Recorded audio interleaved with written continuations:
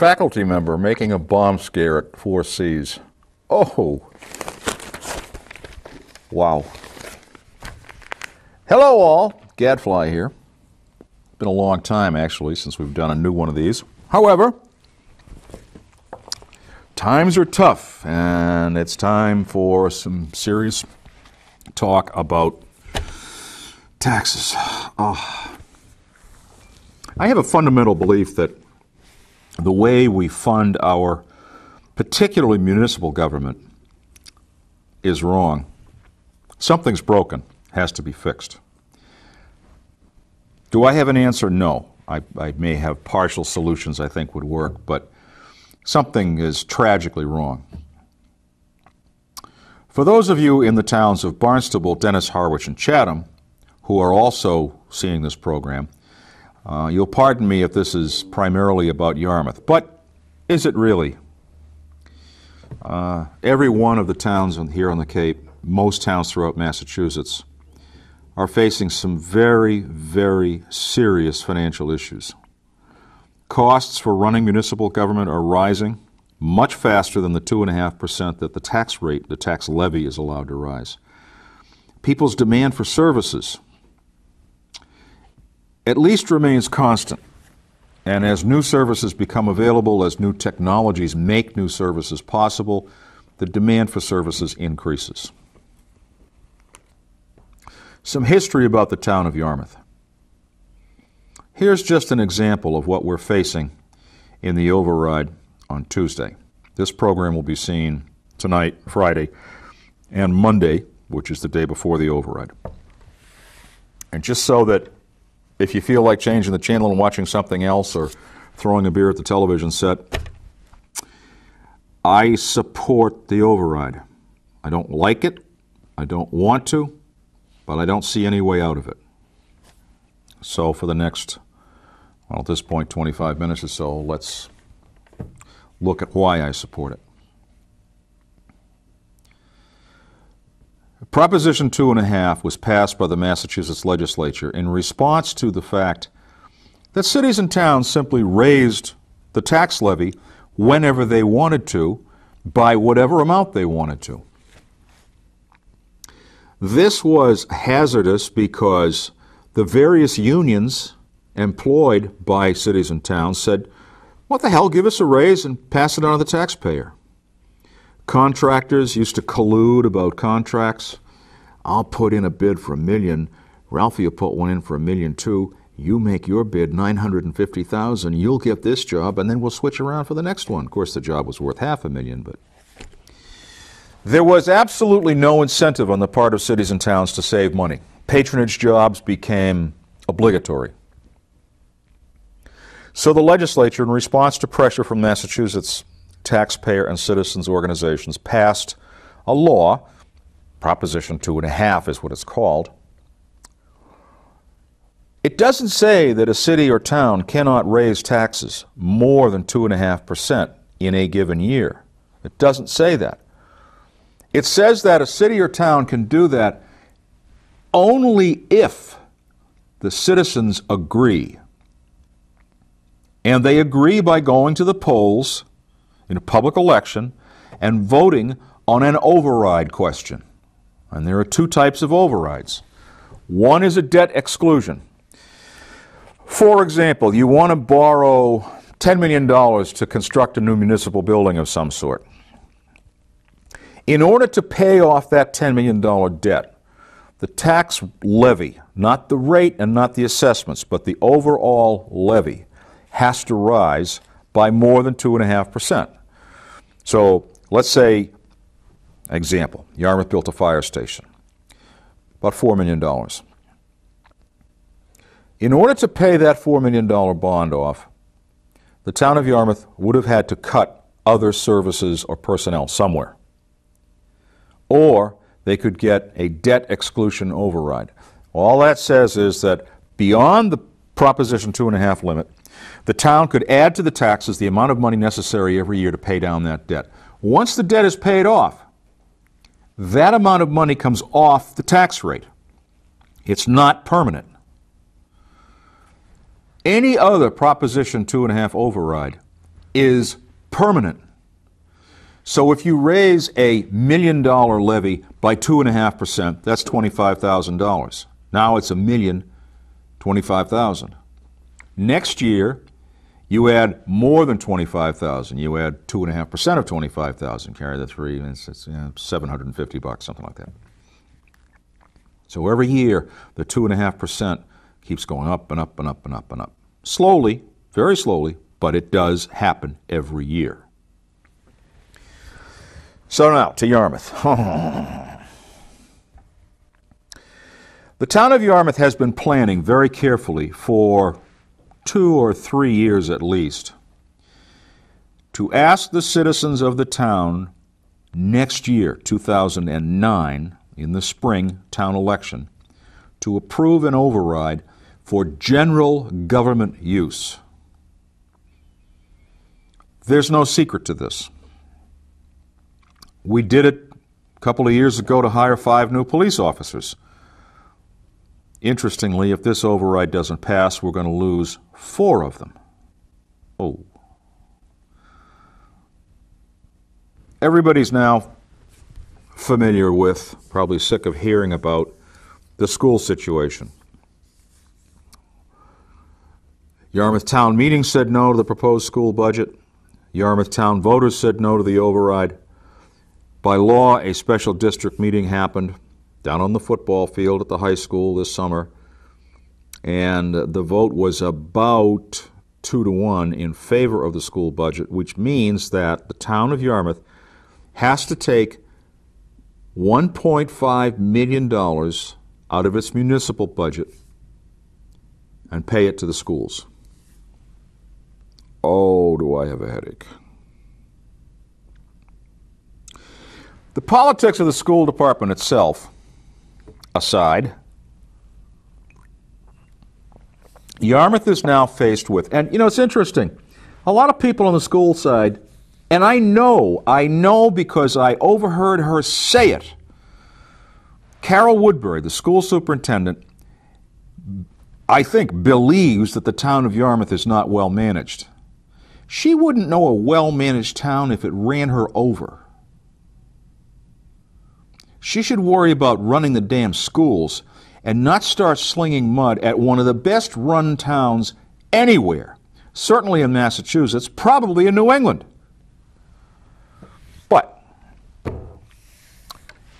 she has said to people that the problem with this override issue and the school budget and the town's cutting services is not a fiscal problem, it's a management problem. The town isn't well managed. Okay. Well,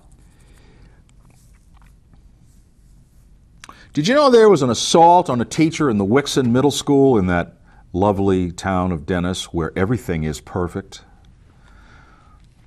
Shortly before the start of the Memorial Day weekend this year, and the school officials refused to call the police. The teacher had to go to the police herself and file a complaint, and the school officials refused to take the kid out of school. I have confirmed this. It happened. So maybe Woodbury should concentrate on the management of her school department and leave us to continue running our town as well as we do. Now, back to the town. Why should we vote for the Proposition 2.5 override? Simple question. Because if we don't, we are going to begin dismantling, a small piece at a time, some of the more critical departments in our town government.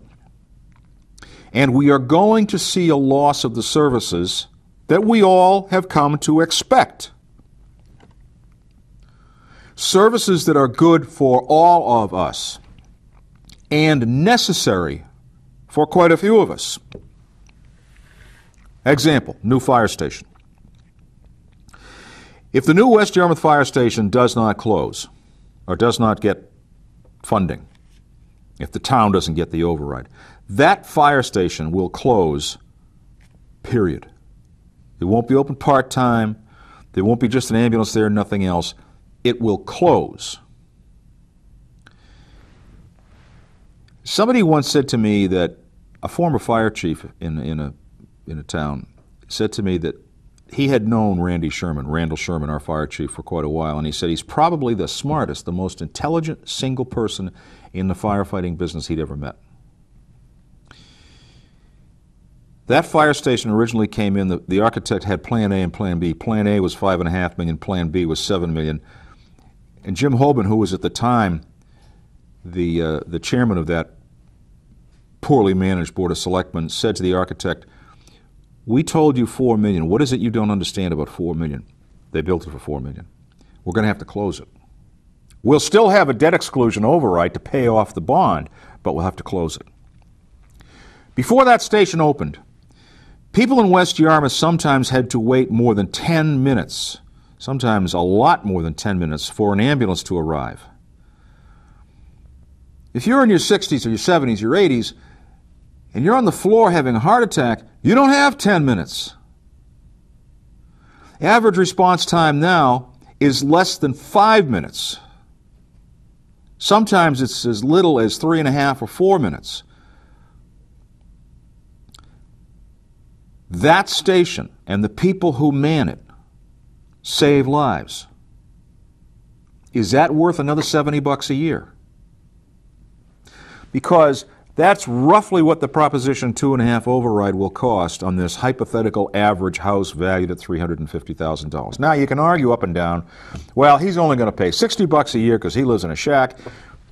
My friend over here who's on a fixed income, he's going to have to pay $80 or $85 a year. Understood. The average is somewhere in the 70s. How much is it worth to maintain the level of service we have now is the only question. Do you want to drive a Mercedes or a Mercury? It's your choice. Well, if you want to drive a Mercedes, it's going to cost a lot more than a Mercury. If you want to drive a Mercury, it'll cost a little more than a Ford. When we go to the polls on Tuesday, we have to decide how much is it worth to maintain the services we have now. Because if we start the slip now, we're going to be in much worse condition down the road to deal with similar issues. Things are getting better in Yarmouth. Some people will say, oh, we passed this goddamn override and then there'll be another one and another one and another one. Wait a minute, we're talking about the town, not the school department. One of the new hotel projects on Route 28, the Hampton Inn, just that project is going to give the town of Yarmouth more than a $50,000 increase in annual tax revenues, and that will start next year. That's a teacher, that's a cop, that's somebody's job saved. And every year that's going to rise by 2.5%. There's another major hotel project on Route 28 that's going to contribute, because of massive renovations, another $25,000 or $30,000, they think. As more and more of the hotel projects that we're told are in the pipeline come online, the town of Yarmouth is going to see a substantial increase in tax revenues. Who knows? $200,000, $300,000, $350,000, a lot of money. So things are getting better now. Maybe this time next year, or the next spring actually, we won't be talking about any municipal override because the schools will have smartened up and maybe closed that aging elementary school in South Yarmouth that they don't need anymore.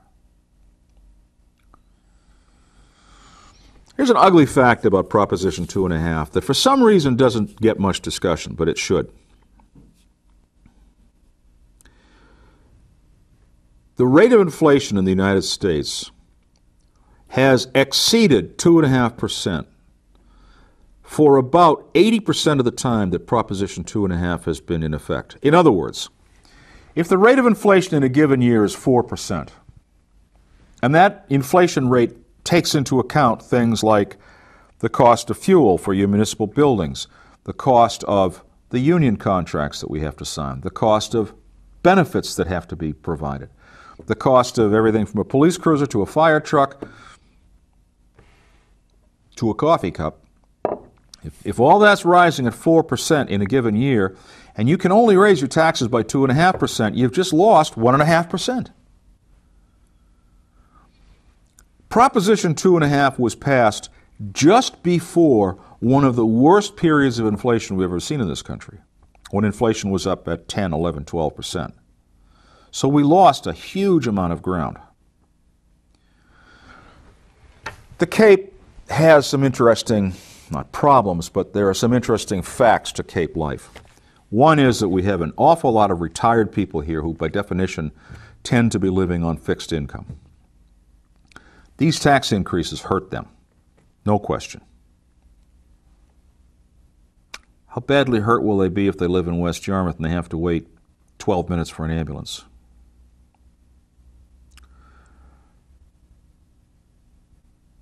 We also have an odd situation. If you take the ordinary, you take that $350,000 house that's used in the average calculation for how much an override will cost a typical household. Take that $350,000 house and put it in Marshfield or Norwell or Westwood or Dedham or Brookline or Newton. Wow. What do you suppose, two things, what do you suppose the valuation on that house would be? And what do you suppose the taxes would be? Remember, the tax levy to the town is a combination of two factors. What's the assessed valuation of your property, and what's the tax rate? So if you've got a house that's valued at $350,000 and the tax rate is $6, what happens if that same $350,000 is somewhere over the bridge and the tax rate is $12? Let's see, carry the 3. I went to a public school, but it was a good one. Oh, the tax is double. Double? 60% of the people who receive public sewer and water services in Massachusetts live under the rule of the Massachusetts Water Resources Authority. And they pay an average of nearly $1,000 a year in water and sewer. Some people in some towns actually have an MWRA bill that almost looks like a mortgage bill on a monthly basis. Oops. So the thought of raising taxes by any amount is an ugly, unpleasant thought. But we're not so badly off, really, relative to other people. Again, we get back to the question of service.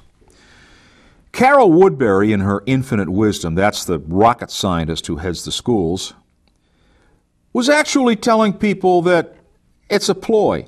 The town is trying to scare the schools away from their legitimate budget request by claiming that they will start reducing services because of the schools. The day after the district meeting, at which the $1.5 million robbery of our town treasury happened, a notice was posted at the building inspector's office that the counter was going to be closed from 2 o'clock until 4:30 when the office closes. Why? Because that morning a temporary employee had been laid off. Every single department head in town, the day after the district meeting, at the order of the town administrator, Bob Lawton, that horrible manager, began the process of scaling back the department's services, reducing personnel, cutting operating hours, eliminating certain services. Oh, gee. I wonder if Superintendent Woodbury would like to come in here, and she and I can chat about her management. So when you go to the polls on Tuesday, and please go to the polls, I hesitate to say this, but I think in all fairness I really should, so I'm going to say it. If you don't want to see Proposition 2.5 pass, then go to the polls and vote no. It's that simple. It's important for the town to know, for future planning, how people feel about this. If you believe Proposition 2.5 should pass, if you think we have to belly up to the bar, pay the extra money, go out and vote, because these things don't happen by accident.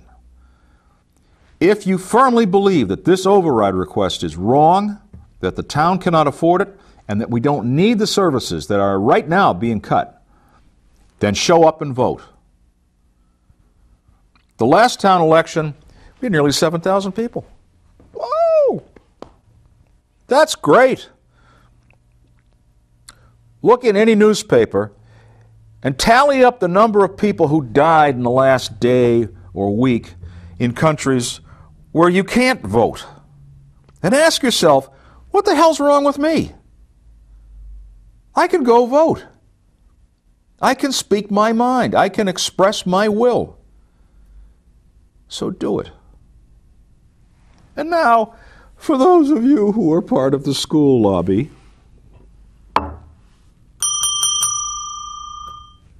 class is in session.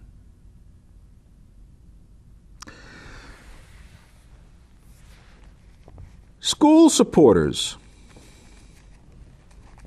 have an ugly habit. Nice people. They have one really ugly habit. They leave the sandbox. They don't stick around for the whole Megillah. They'll go to town meeting by the hundreds, and they'll stand up and they'll say, "Oh, but it's not just a budget for the schools. The schools are good for the whole town. We're concerned about the whole town and the town's future." And after the school budget passes, they leave. That's how concerned they are. That's a nasty habit, and you have to stop. "Oh, but we've got 3 kids under the age of 85, and we have to stay home and take care of them." I don't want to hear that. Then one of you goes to vote, go home and take care of the kids, and the other one goes to vote. Vote. Jump in. Participate. I don't want to hear all this crap about how concerned you are as citizens when all I see is taillights at town meeting. 2 of the principal figures in the Yarmouth school support movement this year attended a Board of Selectmen's meeting after the district meeting, and they said, "Whatever you need, we will help. Our group wants to help the town avoid this. The town's come up with the $1.5 million. You don't want to do it, but you're doing it. We don't want to see these services cut either, because we are also citizens of the town, in addition to being concerned supporters of the schools." This override will not pass unless a substantial number of people who support the schools also come out to support the town. Oh, but I have to buy my kids back to school clothes. Fine. Get them on sale. And by the way, the kids don't need to wear designer clothes to school anyway. Or, there will be no police officers in the schools. We will have 4 fewer people on the road on patrol. We will have 1 complete fire station closed, and it'll be back to the old days in West Yarmouth. We will have shorter hours at all the libraries. We will have fewer people manning the counters in Town Hall. You're going to have to wait a little longer to get your road plowed. Of course, if you live in West Yarmouth, the ambulance is going to be around anyway, so what the hell? This is serious stuff. All of the people of the town of Yarmouth, all of them, all of us, all of you, all of us, have got to stand up and speak our mind. In one simple act, we vote. We vote yes, we vote no. But we vote. If the people of Yarmouth don't want the services, don't say, "Well, if I don't show up and vote, it won't pass anyway," and they'll get the hint. No. Show up and vote. Besides, you might see people you haven't seen in a while. Get out of the house. Drive around town a little on the way and look at what's going on in town. Look at the revival that's happening little by little on 28. Say hello to a couple of the cops or the firefighters. Get to meet the people who serve you and serve you well. Vote. Speak. Silence is very expensive. Silence got us here. Now, in closing, since Superintendent Woodbury is such an expert on municipal finance, I have a question. Where the hell did you come up with the $50,000 or so that you suddenly found in a school budget that you said had no extra money in it? Because you called the chief of police in Yarmouth and said, I think we can come up with the money to keep Officer Nick in the schools. Really? Last year she found $400,000 out of nowhere to hire 3 deans whom the school committee had said don't hire. She doesn't play well with others. Welcome to town, Superintendent Woodbury. We have this custom on the Cape. It goes back centuries. She should ask someone to explain to her what a Nantucket sleigh ride is. She may be the helmsman in that little boat when the sleigh ride begins. The polls are going to be open on Tuesday. It's important business. It's our business. It's our town. It's where we live. It's where we expect to be safe and healthy and served. It's going to cost another $70 a year. No way out of it. All for now. Gadfly.